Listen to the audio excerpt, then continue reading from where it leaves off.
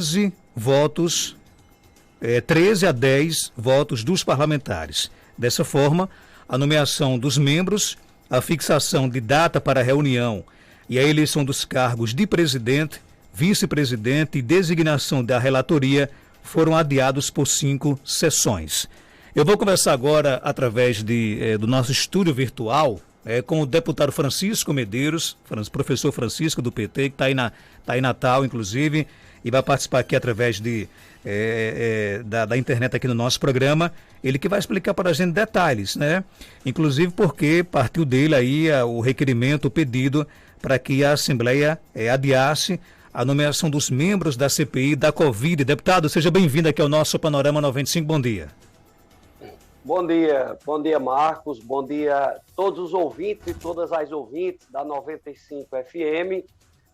Marcos, antes de entrar propriamente no mérito, na questão de sua pergunta, eu também aproveito para abraçar todo o povo do Seridó. É importante destacar aqui, agora sim, já entrando na sua pergunta, que antes de explicar aos ouvintes o porquê dessa votação de ontem, desse requerimento, tem todo um contexto anterior relativo à CPI. Na realidade, a gente vem sustentando uma tese, enquanto bancada do governo, que a oposição que diz que quer a CPI para promover fiscalização do governo, nós consideramos isso uma falácia. E por que consideramos uma falácia, Marcos? Porque a oposição, ela tem à sua disposição na Assembleia 3 instâncias onde ela pode fiscalizar o governo. Veja, Comissão de Fiscalização e Finanças, ela é majoritariamente governista, oposicionista. Comissão de Saúde é majoritariamente oposicionista. E uma comissão criada no ano passado a pedido da oposição, que é a Comissão de Acompanhamento das Ações de Combate ao Coronavírus, que é majoritariamente oposicionista, e que é presidida pelo deputado Getúlio Rego atualmente, e que foi deixada de lado pelos deputados da oposição. Então, na verdade, esse discurso de que é para fiscalizar, ele cai por terra quando a oposição dispõe de 3 instâncias de fiscalização da Assembleia e não deseja. Mas tudo bem, regimentalmente também há a possibilidade de criação de CPI. E ela foi criada, e desde o começo, nós da bancada do governo, temos apresentado uma série de inconsistências de natureza regimentar. Pois bem, na Assembleia, a oposição não tem maioria. Tanto que a votação de ontem provou, mais uma vez, que a maioria é governista. Portanto, porém, numa manobra intervencionista, num golpe de fora para dentro da Assembleia, o PSD do ex-governador Robson Faria, aquele mesmo Robson que destruiu as finanças do Rio Grande do Norte, que atrasou os salários dos servidores do Estado e que até hoje o Estado paga o preço do seu desgoverno. Então, esse mesmo Robson interviu na bancada do seu partido, o PSD, que é formada por 3 deputados, deputado Galeno, deputado Vivaldo Costa e deputado Jacó Jacome. E essa intervenção fez com que o desejo de 2 deputados, o deputado Vivaldo e o deputado Jacó, fosse suplantado por uma intervenção, fazendo com que, de maneira artificial, a oposição, que é minoria, se tornasse maioria. E era isso que nós íamos votar ontem, uma resolução. Aqui não está, Marcos, a se discutir o mérito da CPI. Nós, da bancada do governo, não votamos contra a CPI, né? Nós, ontem, apresentamos um requerimento de minha autoria, previsto no regimento, fiz porque tem a prerrogativa regimental de fazê-lo, onde seria votada uma resolução já estabelecendo quem são os membros da CPI, estabelecendo dia e hora para que esses membros se reunissem e escolhessem o presidente, o vice e o relator e já iniciassem os trabalhos. E é importante destacar aqui que, por conta dessa manobra intervencionista do PSD, partido do ex-governador Robson Faria, na sua bancada na Assembleia, a minoria se tornou maioria de maneira artificial. Então, nós pedimos, de acordo com o regimento da Casa, a suspensão da discussão e da votação daquela resolução que seria votada ontem, e isso é uma prerrogativa regimental. Nós apenas utilizamos aquilo que o regimento nos garante, mostramos que, de fato, a oposição não tem maioria, ela criou uma maioria artificial através de um golpe, de uma manobra feita pelo atual presidente do PSD, que é o ex-governador Robson Faria, apenas com objetivos eleitoreiros. Como a oposição não se contenta com o desempenho do governo da professora Fátima Bezerra, que vem reconstruindo o governo do Rio Grande do Norte, como já tentou de tudo para desgastar o governo da professora Fátima Bezerra e não consegue, a bala de prata deles agora é essa CPI. É essa CPI que eles apostam, não para investigar nada ou para apurar nada. A oposição não está nem aí para investigação, para fiscalização, porque se eles estivessem interessados em fiscalizar, investigar, eles têm 3 instâncias dominadas por eles na Assembleia, que eu já mostrei aqui para vocês agora, que são 3 comissões. Na verdade, o que a oposição pretende com essa CPI é montar um palanque para as eleições de 2022 que se avizinham. Deputado, o governo, então, no caso, muda totalmente, por exemplo, a relação dos indicados na última quarta-feira para a CPI, por exemplo, a bancada de oposição indicou Kelps Lima, Gustavo Carvalho, Getúlio Rego, enquanto que a bancada governista indicou a sua pessoa Francisco, o deputado Jorge Soares. Essa formação permanece ou vai ser mudada? Olha, não é que muda totalmente, Marcos, mas se o que nós estamos a questionar, e o próprio deputado Jacó Jacome, que é do PSD, entrou na justiça com uma ação porque não concorda com essa intervenção, nas palavras dele ontem na Assembleia, autoritária, antidemocrática.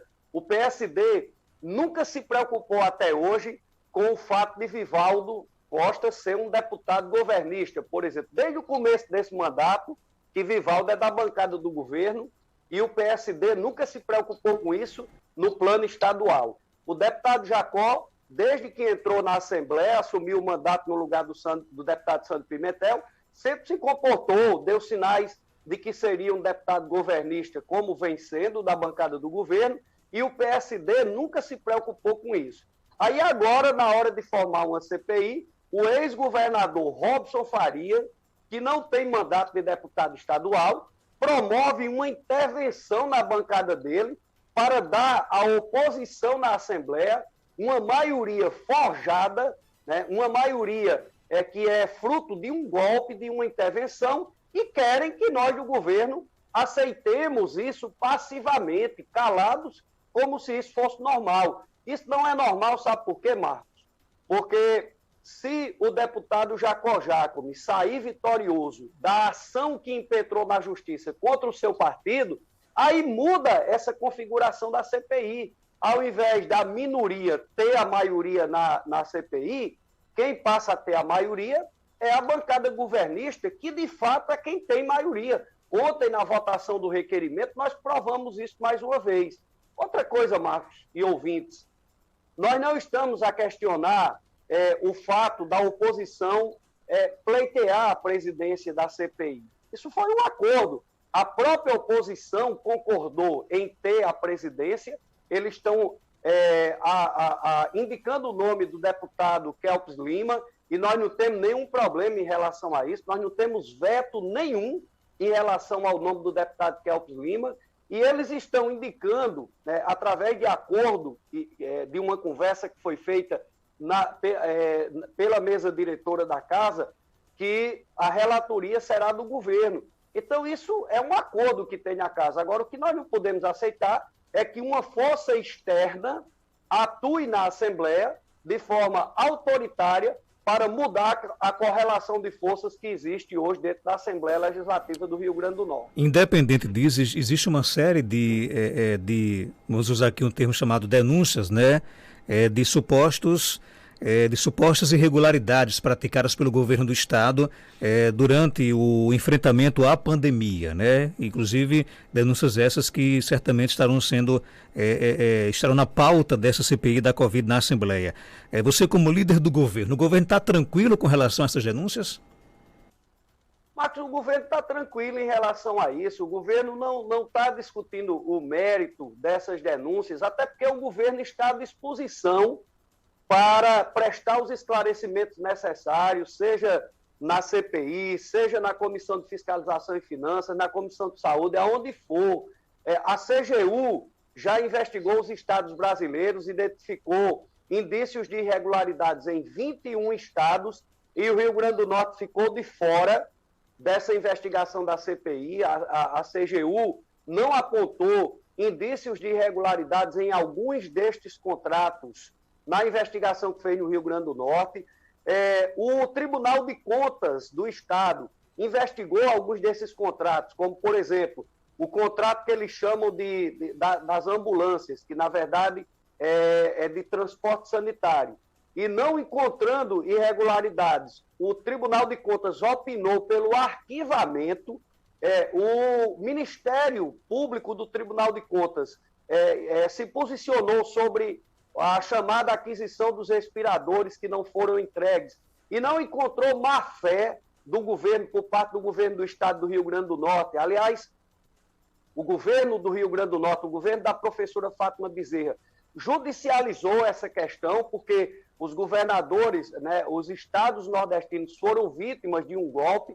Então o governo tem essa tranquilidade. Agora o governo também não vai aceitar passivamente que a oposição queira passar um rolo compressor através de uma intervenção indevida, desrespeitando o regimento da Assembleia Legislativa, e logo a oposição, Marcos, que se vale tanto do regimento para poder justificar a CPI. É verdade que a CPI é um instrumento regimental, mas tem regras regimentais para que ela possa funcionar. E o que a oposição está querendo fazer é, através de uma manobra, através de uma intervenção, de um golpe, passar um trator na Assembleia, através de uma manobra, para que a minoria se torne maioria de maneira artificial. E é sobre isso que nós estamos discutindo nesse momento.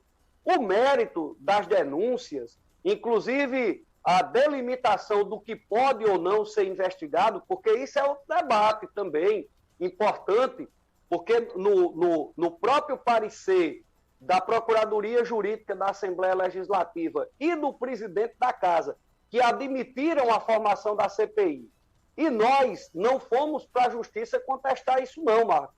Nós até poderíamos tentar barrar isso na Justiça, mas nós não fomos. Já que a mesa diretora da Casa, o presidente, aceitou a CPI, nós, do governo, nos disponibilizamos a que a CPI fosse instalada. Então, nós não obstaculamos a criação da CPI na Justiça de maneira nenhuma. Agora, nós não vamos aceitar manobras que são feitas pela oposição para que a minoria se torne maioria através de um golpe. Deputado, obrigado pela sua participação aqui no nosso programa. Obrigado, Marcos. Um grande abraço a você e a todos os seus ouvintes. Somos aqui no nosso